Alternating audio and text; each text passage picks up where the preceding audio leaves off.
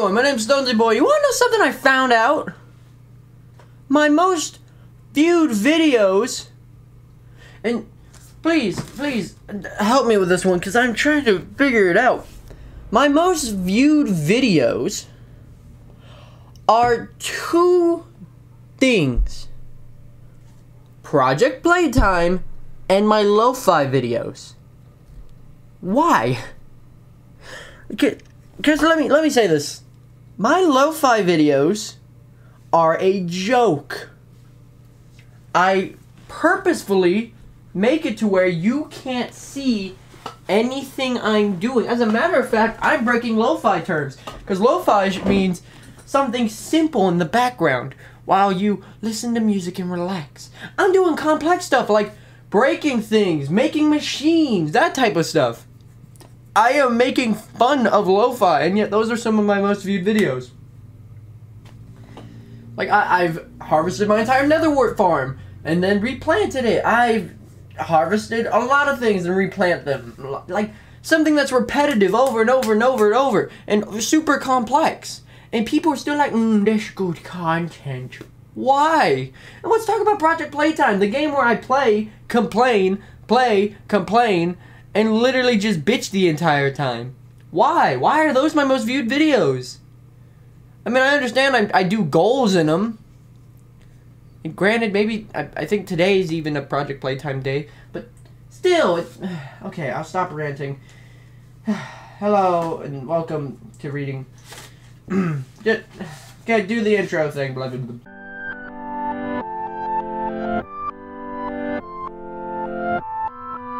Hello everyone, my name is Stonesy Boy and welcome to Reading with Stonesy. I'm sorry about that little rant. It's just it confused me.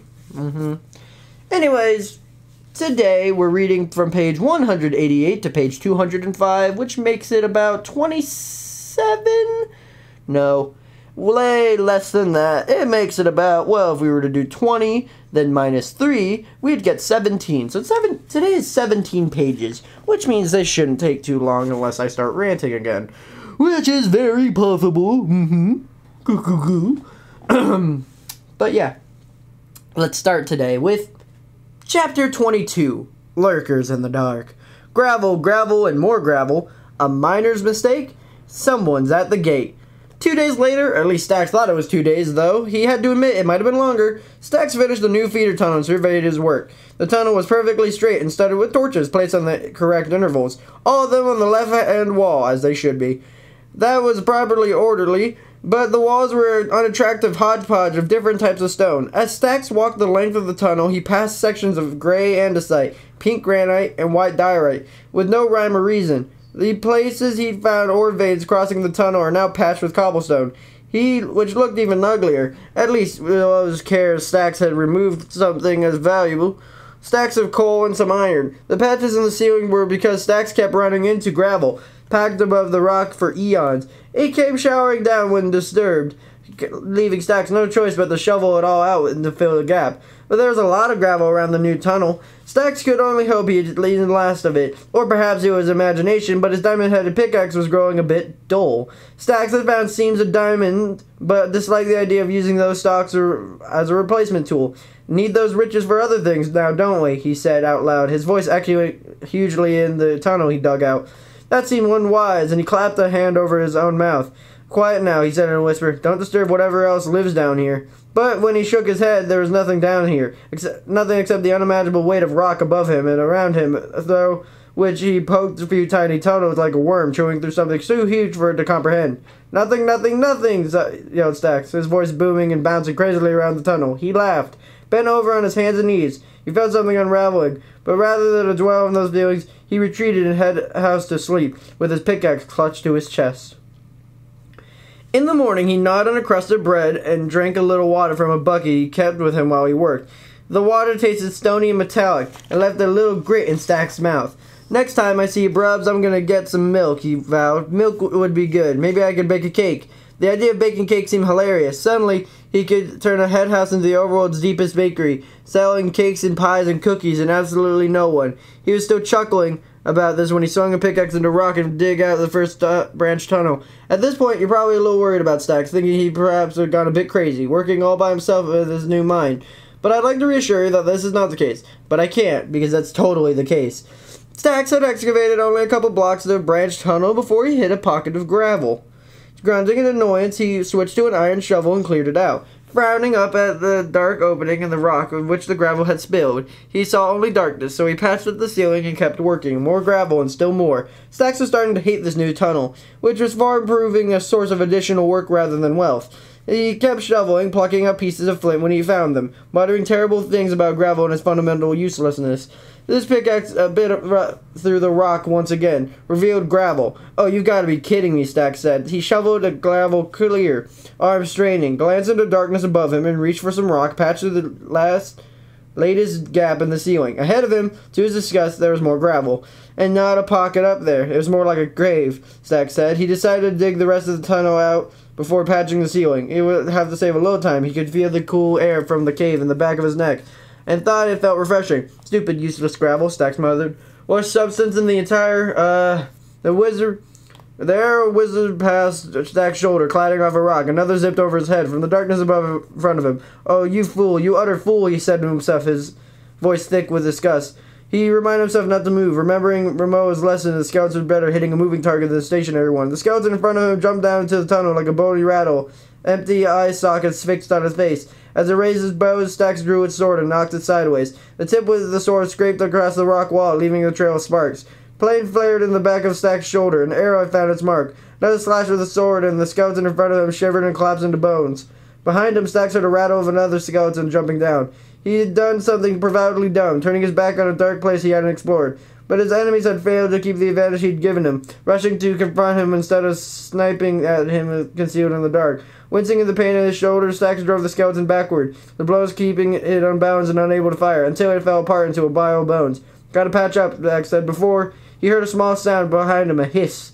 He turned to find himself looking in the face of a nightmare with a huge black eye spots and yawning mouth and green, spongy flesh. The creeper's flesh seemed to pulse. Stacks smelled something acrid and burning. Then everything went dark. First thing Stacks saw was a light, but it was faint and far away. He was lying face down, surrounded by loose rock. He shoved the rock aside and wondered why it didn't make a sound. Stacks sat up, blinking confused. His face and chest felt burned. He was sitting on the lip of the pit, blasted into rock by a creeper's detonation. Above him was the black mouth of the cave. "Gotta seal it up," he said, but he couldn't hear his own voice, just ringing in his ears. He forced himself to his feet and trudged down the branch tunnel, stepping over a torch that had been blasted off the wall and lay extinguished on the floor. He stopped once he was in a full torchlight, breathing hard. "Seal it up," he said again, until unable to hear the words, and pounced himself move cobblestone into place until the cave and the pit had been walled off. By the time he was done, he could hear the scraping of his pickaxe. Little by little, his hearing was returning. Stacks stared at the blank wall molted of cobblestone and let himself rest against it. If anything else, it had been hiding in a gravel cavern, he would have been killed. Fortunately, the creeper had been the last monster lurking in the darkness, but it had been close, far too close. Stacks walked slowly back to the head house and sat on one of the equipment chests. It took him a minute to realize the redstone torch was lit. Someone was at the gate. "Another pig," he said in disgust, shaking his head. It was all too much. Suddenly, he was a careless miner who had nearly got himself killed, digging at the rock below a horrible little house made of dirt. His fancy doorbell didn't even work. He stalked up the narrow stone stairs, muttering at each turn, threw open a trapdoor at the top of mine, and climbed out into it. "Get lost, you useless pig," he yelled, and then stopped in his disbelief. Ramoa was standing at the gate, her mouth shocked. "Oh, gosh, Stacks," she managed after a moment. "Nice to see you, too." Chapter 23, An Expedition. Of Ramoa's wanderings, reunited with Jagga, lessons in the art of war. "Ramoa," Stacks tried out. "Sorry, there's a pledging plate, and it activates but then there's a pig, and I'm glad to see you." "I'm not sure I followed all that, or any of it, in fact, but it's better than being called a pig," Ramoa said. "But it's happened. You're hurt. Your face and your hands are burned." She unclenched the gate and hurried to him, poking his blistered cheeks. "Ow, does it hurt?" "Of course it hurts. That's why I said ow," Stacks said. "But I'm really, and I'm really glad to see you. You know you're supposed to meet Hajir Ten Boots, right? I'm Son Jungle. Hedgie was here? Oh, good. I asked him to check on you, but you never know that crazy cut of his may make him do. So I figured I'd better come to see how you're doing myself." Stacks ushered Ramoa into his cabin, though a moment later he wished she hadn't. It was small and dark and dirty, and he didn't tell Ramoa to feel the same way. "I spent most of my time down below mining," he said. "I haven't really kept the house much. Or at all, Ramona said, and her eyes narrowed. What happened to you, Stax? Rubs told me you'd done well at the mining company, then gone off on your own. He warned me you've got a little strange out here by yourself, and I wasn't prepared for this. For what? Like I said, I've been working, and I wasn't expecting company. When I met you, you had been in maroon and were wearing nothing but rags. You looked better than you do now. Stax started to object that he survived the close encounter with a creeper, but he knew he wasn't going to what Ramona meant. His shirt was stiff as dirt and sweat, and his hair and beard were filthy. He hung his head as Ramona's gaze took in the cabin, jumping from his unmade bed to the chest along the wall. What have you been doing down here anyway, Stax? Hope you're at least killing yourself for some reward that's worth it. So Stax told her about the champion and his plan, hoping it would make her understand and stop looking at him like he'd done something wrong. So, that's what in those chests. Gems and ore? The stuff you're hoping to hire the champion? Yeah, Stax said. I've done all right, but I don't have enough yet. Ramona lifted with the lid on the nearest chest to peer inside. She looked questioningly at Stax, then opened the next chest, going down the line until she'd seen all of them. She turned her hands to her hips. Stax, there's a fortune here. Forget ransom on princes or whatever that story you told me. With this stuff, you can become a prince yourself. Think what? Just look. And Ramona took Stax by the hand and dragged him over to look at her. At the stacks of gold bars and piles of lapis and the containers of redstone dust and the mounds of emerald. At the blocks of coal gleaming in iron and the diamonds glittering icy blue in the dim little cabin. It is a lot, Stax admitted. I guess I kind of lost track of how much I found.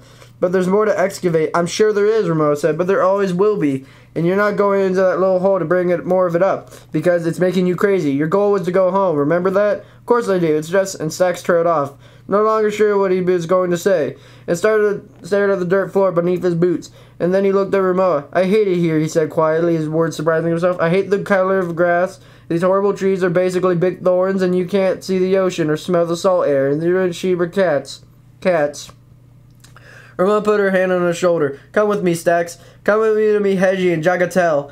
You need to see something other than this awful place, and you do something other than bring away at rock. Come with me, and we'll figure out what to do next. Stax hesitated, thinking of the mine far beneath his little yard, and everything he had to do there. Ramona had stepped away, breaking her embrace, and waiting for his answer. She was right, he realized. He had become so focused on finding gems and precious metals that he lost sight of why he was working so hard to gather them. His goal has been to amass enough wealth to hire the champion, see Fueg Temporal brought to justice, find his way home. He reached the goal weeks earlier, probably, but continued obsessively pursuing it anyway.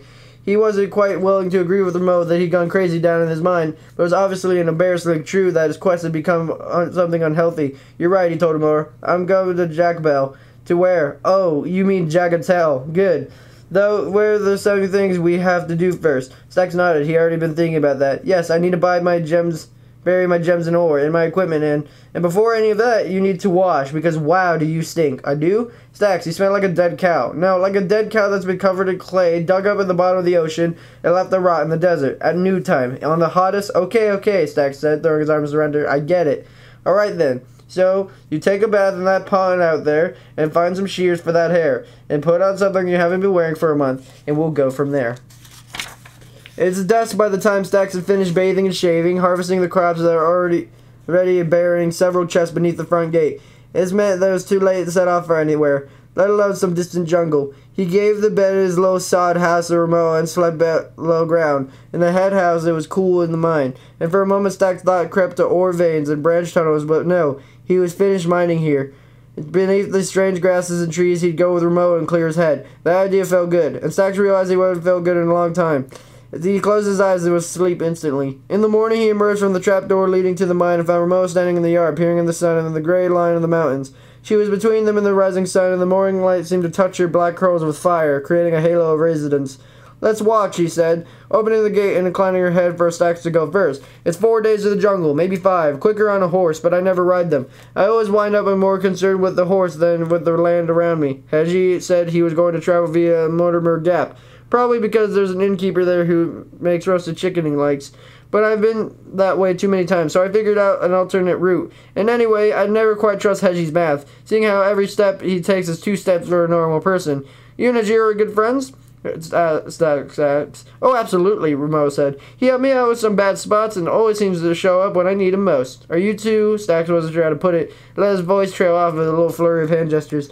Are you making little smoochy motions with your hands? Moa asked, grinning. Like a puppet show. The puppets matching their scrunchy faces together like little kids in the audience are going, ew. No, Stack said.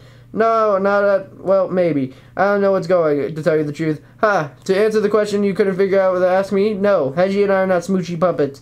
I don't think he's interested in that sort of thing. If you want to know the truth, he's more like my big brother, or maybe my best friend. I met him years ago, and I was traveling with the caravan and got ambushed by bandits. I was hurt pretty bad, and he brought me all the way back to the river house to recover. What's river house? My home, Roa said. I've been out of birchwood, above the sea, at the mouth of the little river and the winds through the forest. I go back there every couple months, to rest and think about the places I've seen. She frowned, studying the hills ahead of her, and shook her head. Every time I go back, I tell myself, this time I'm going to stay, Ramo said, and it works, for about a week. Then I feel myself getting, I don't know, restless. Thinking about the lava falls I saw in the moonlight pouring in the streaming sea, or the flower forests and the bees in the size of apples. There, the air that was so thick in the scent of pollen and honey I thought I could float in it, or the 100 other places I've been. And then I think about all the places you must be like that, only I haven't seen them yet. I ask myself how many there must be. Thousands, millions, and a day or two later I'm packing up my gear. They said nothing for a few minutes, walking side by side through the tall grass. My house is a little peninsula on the edge of what I guess is once a forest near your house, he said. Right off the coast there's ice floes, a tower of ice that gleam at night. Oh, that sounds beautiful, Ramo said. It is, and if I get back there I'm never forgetting that again. By the afternoon, they reached the hills. It was cooler on the higher ground, the birches and oaks instead of acacias, and Stack smiled to see bright green leaves and white bark again. At night, she and Ramo made camp on a little cave that Stack hacked out of the hillside on the shovel and pickaxe, evening off the walls inside of the habitat. After 2 days of walking, the hills came to an end. Standing on their edge, Stack and Ramo looked down at the riot of green. Massive trees rose in the vegetation so high that clouds drifted below their crowns of dark leaves. Long strings of vines hung from their limbs. Stacks wondered if those trees were tall as the spires of ice in the stonecutter estate.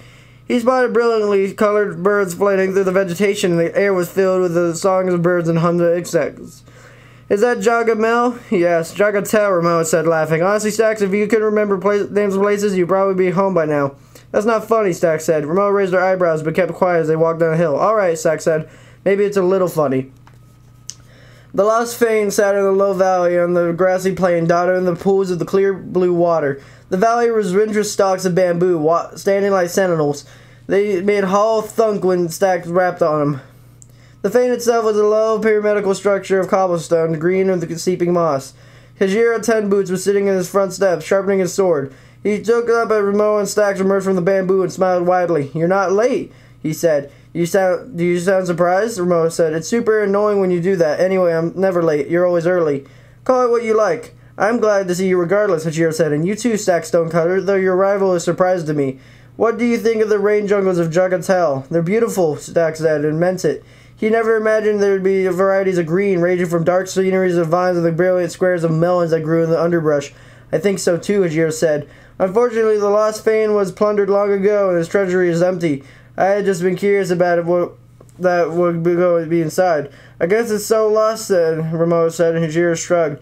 Things can be lost multiple times, but they have a way of getting found. While Hajira and Ramo compared notes on their journey, Stax lit a torch and explored the inside of the temple.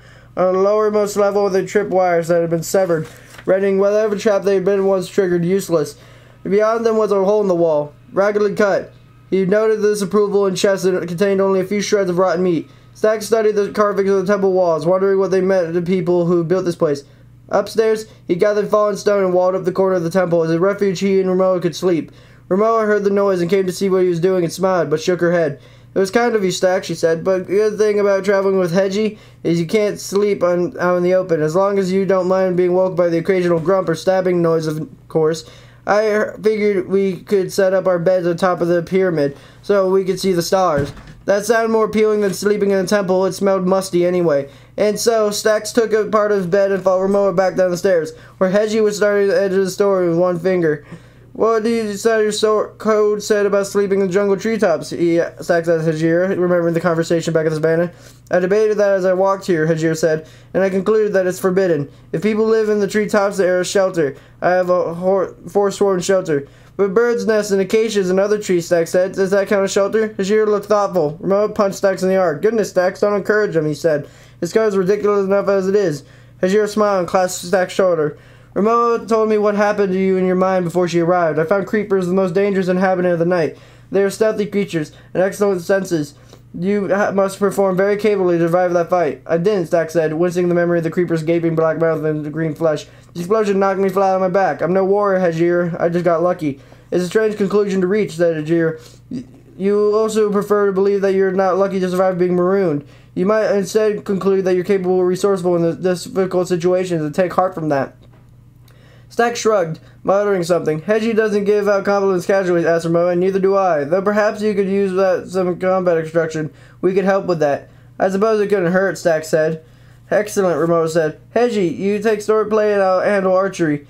A few minutes later, Stax was standing face to face with Hajira, sword held in front of him, touching the tip of Hajira's. Hajira brought down his sword, sweeping Stax aside, and immediately was inside Stax's guard, bladed against his throat. I guess I'm dead, Stax said, stunned by the speed and ferocity in which Hajira had moved. No, you are just at the beginning of the learning process, Hajira said. Over the next hour, he taught Stax a way to watch the way he was balancing, to sense where he was leaning, and sense to give away with an attack, and avoid being thrown off balance, and then stand his ground and push back.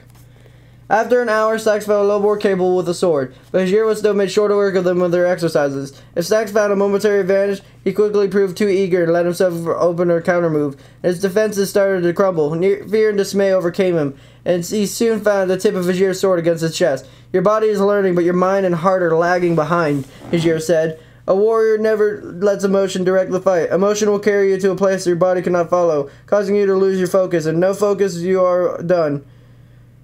You are undone. But aside your emotions, so that there's only a moment. To his surprise, Stax found that helped him. By the end of the next hour, he was breathing hard, but Hajira had repeatedly pointed out he was doing right against what he was doing wrong, and said good several times. And now archery, Mo said. I'm too tired, Stax said. Oh, stop, you barely have to move to fire a bow. Come here, Stax. Aim at the cocoa pods at the side of that tree. Ramoa handed her Stax her bow, and Stax admired the weight of it and the way it fit in his hand. While Ramoa watched, he knocked an arrow sighted at his length and let it fly. The arrow went wide, speeding into the greenery. Don't move your hands when you fire, Ramoa suggested. You line up a shot when you go off the bowstring. No more than that. The path of the arrow is already determined, and you just set it on its way. Easier said than done, Stax said, when he tried again. This time the arrow went low, thudding into the dirt. You'll get it, said Ramoa. Here, let me show you something that might help. She took the bow out of his hands and knocked an arrow. Stand right behind me and put your hands over mine. He moved to help step toward her. Closer, Stax. I'm not going to bite you. There, like that. Now feel my hands do. Keep your eyes on the target and breathe out, he said, and could feel her shoulders move against him as she did. Empty your lungs so you're still, and then you let go. Her hand opened under his, and the arrow streaked from the bow, split in one of the cocoa pods. Now you try it, Ramoa said. Stax took the bow from her hands, knocked the arrow, and drew back the string, waiting for the tip of the projectile to stop making a little circle and hold still. He breathed out and opened his fingers. Yes, that's it, Stax. Perfect. Ramoa clapped her hands. Sarah's arrow hit the cocoa pod right next to hers. You have further lessons to learn, Stax Stonecutter, but you're more of a warrior than you think, said Hajira. Ramoa returned, carrying the two arrows in one hand and a cluster of cocoa pods in the other. I agree with Hedgie. Tomorrow we're going to making you a bow. This jungle wood will be ideal for building one. But for now, since you brought some wheat, we can make cookies. Aw, that's sweet. But, yep, that's it for the day. Sadly. But that's okay. Because now we're on the final stretch. Because tomorrow we're reading page 206 to 205. Now, either 216 or 224. We can do 224. Because at this point it's 19 pages, so it won't be that bad. But yeah, besides from tomorrow's episode, if actually we were to count tomorrow's episode, we have tomorrow, tomorrow, the day after that, which is 40, the day after that, which is 60, the day after that, which is 88. We'll be done with this book in 4 days. We'll be done with this book on the 12th, and then the 13th, and then blah, blah, blah, blah, blah. And then on the 14th, we start our new book, which is great. Anyways, I hope you guys have a super fantastic, wonderful day. People like being fishing, make sure to like, comment, and subscribe. And see you guys next time, where you guys get to hear me blabber on and on about something stupid. And knowing me, it's gonna be dumb.